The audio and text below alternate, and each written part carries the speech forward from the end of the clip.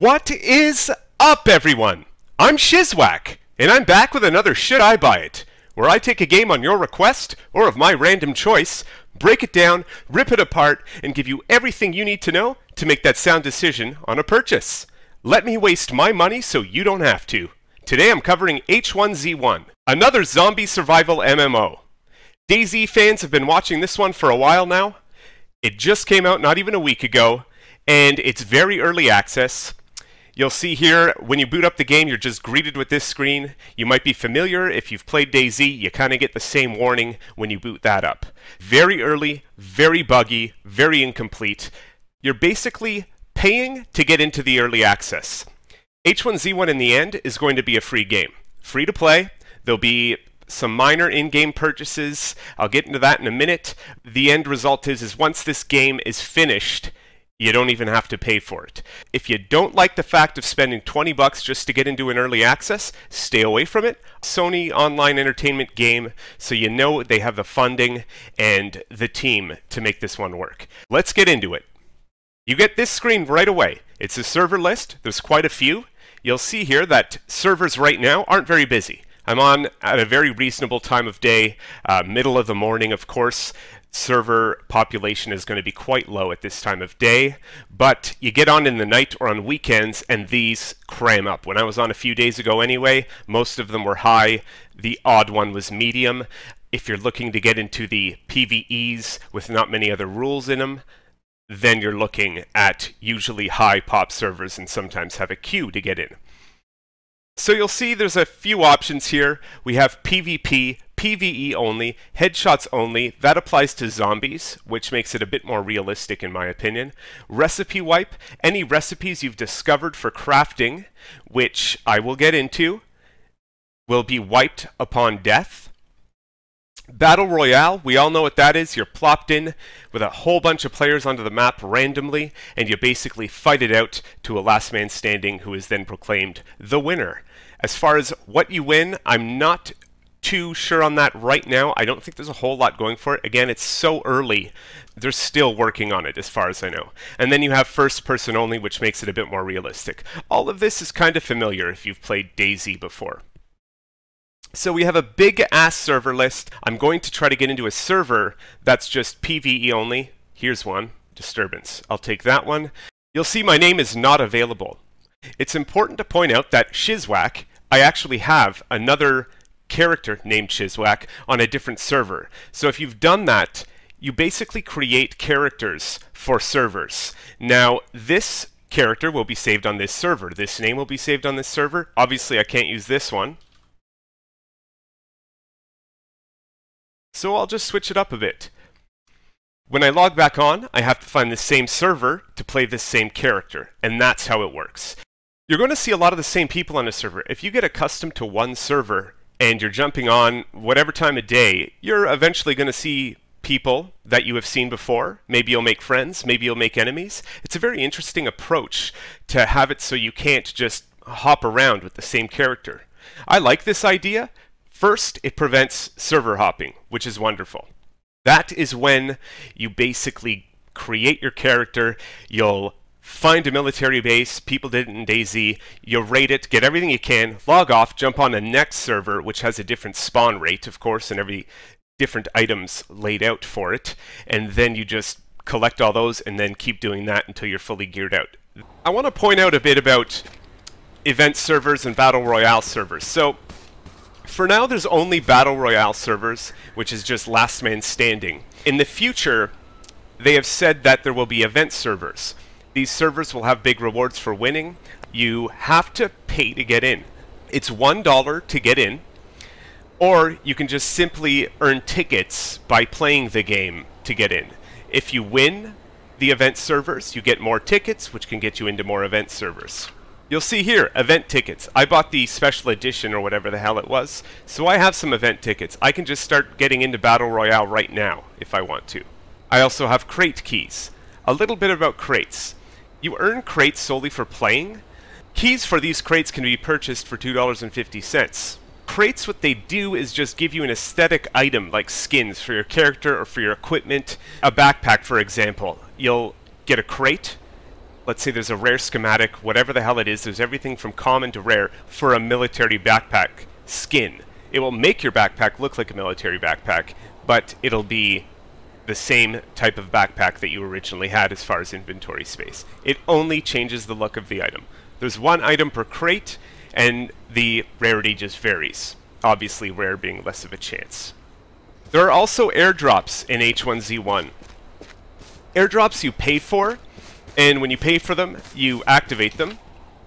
You'll see here an airdrop ticket.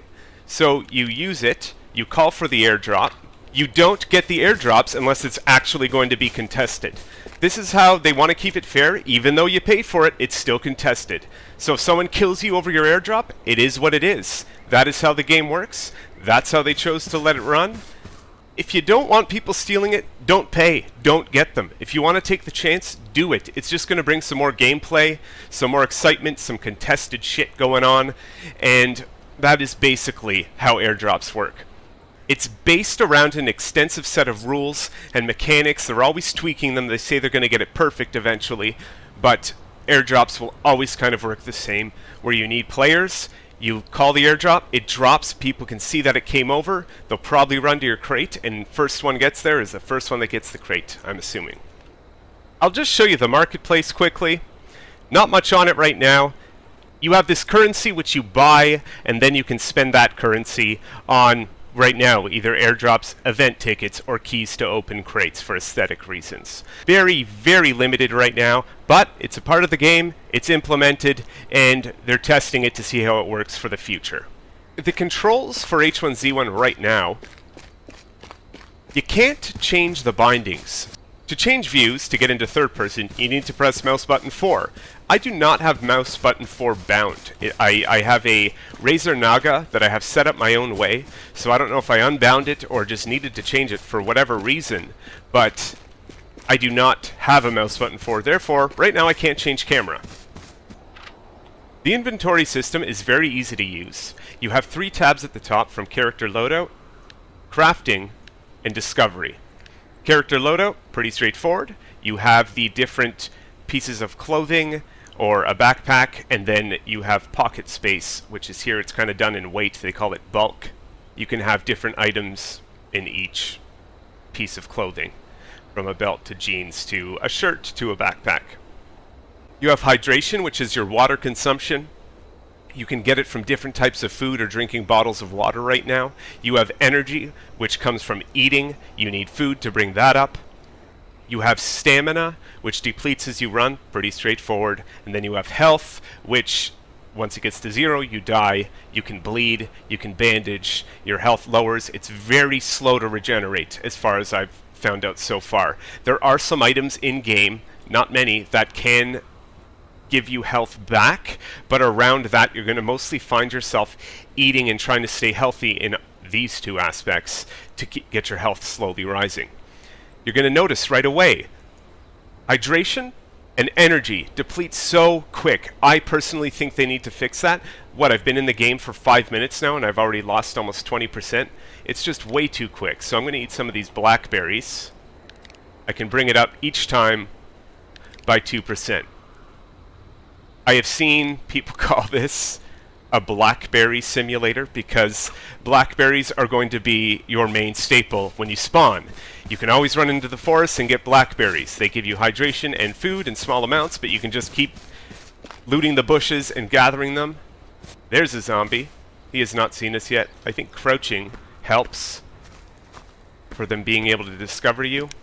I'm going to equip my branch. He's shambling our way, so he has seen us. I can show you a bit of combat. Probably a bad idea.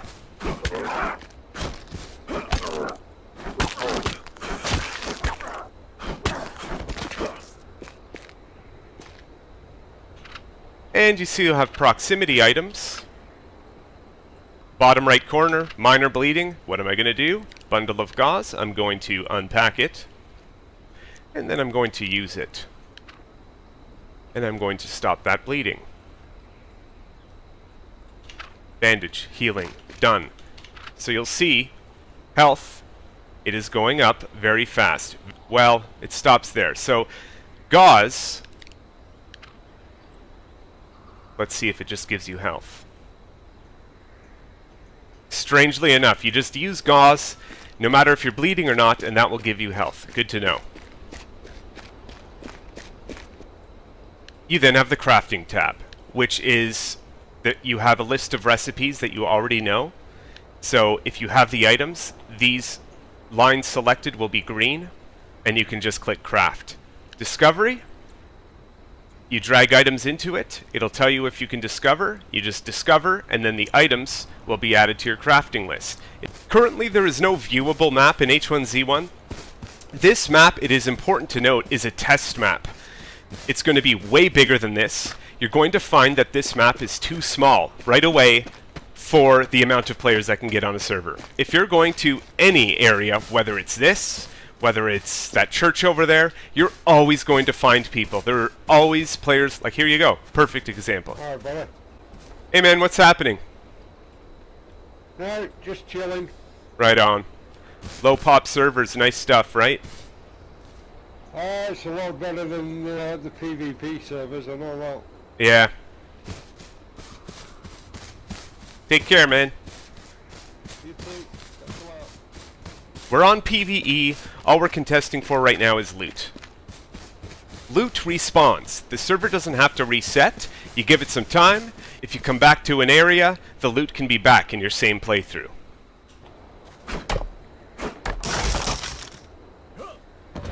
So the map right now is apparently 16 square kilometers, I believe. And that is only 10% of what the final map is going to be. So it's supposed to get a lot bigger, which will help with player control and the PvP aspects on PvP servers.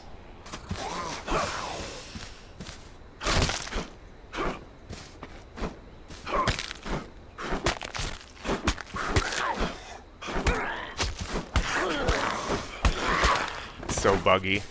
So buggy. And here you go. Put some wooden sticks in discovery. Discover. Wooden arrow. Great. Shred my shirt. Scraps of cloth. You'll see that they're highlighted with the wooden sticks, so it means I can drag them over. Discover. A makeshift bow. Crafting. Makeshift bow. Craft. And some arrows to go with it.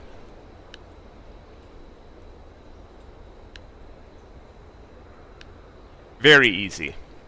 So the map is coming along. I mean, they're going to have the new one out eventually, which will make it a lot more fun. I find right now, I'm discouraged by the size of the map right now. I think it's way too small.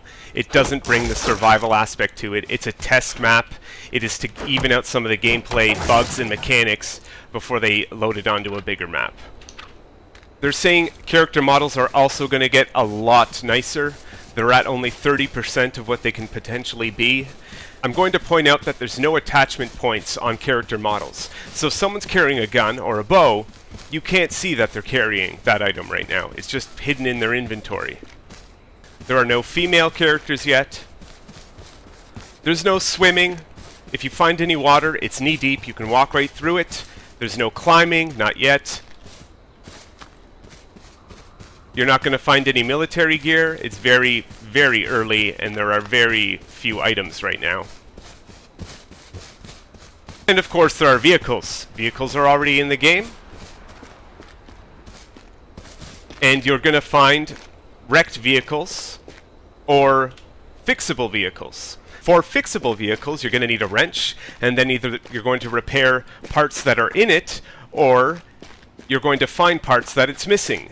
There are 6 different parts right now, from the motor, to the battery, to the spark plugs, to the fuel, and then there's a boost and headlights. Fuel, battery, and spark plugs are required for the vehicle to run. Everything else is just fancy extras. Now, if you're comparing H1Z1 to DayZ, I mean, understandable. People want to know, how does it fare?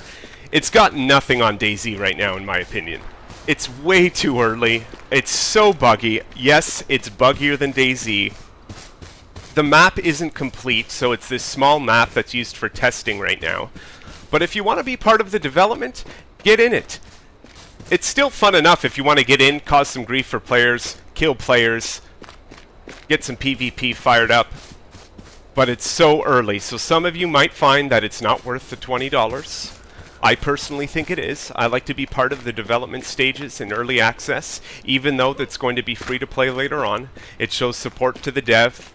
It gives them an idea of how the game is going to do, I believe, right even before it's released. And they can just get player feedback as they go. See what players want. There are day and night cycles right now. There's rain, there's fog. The nights aren't so dark that you can't see where you're going. You can use your flashlight, I mean, that always helps. But I found myself not absolutely relying on the flashlight to get around or search. And you can build structures right now. Now, smaller structures look something like this. And it'll have an access code. So if you build it, you put your own access code onto it, and then only yourself will have access to it. Structures don't have to be this small. There are larger platforms and stairs and walls you can build. Kind of reminded me of Rust right now, the way you lay platforms out and the walls that go with them and everything else. And someone built these spikes here, so that can give you another idea. You can build defenses and that sort of thing. And there it is, a really early H1Z1. I really hope this video helped you out. Really hope it's going to help you make a decision on whether or not you're going to make that purchase. Make sure you keep eyes on my discussion tab in my YouTube channel. I tend to put updates in there more than anything these days. Remember, if you want to see a game covered, just ask. I'd be happy to do my best for you. And signing off, I'm Shizwack. Follow me on Twitter and hit that subscribe button. Thanks guys, have a great one. Peace.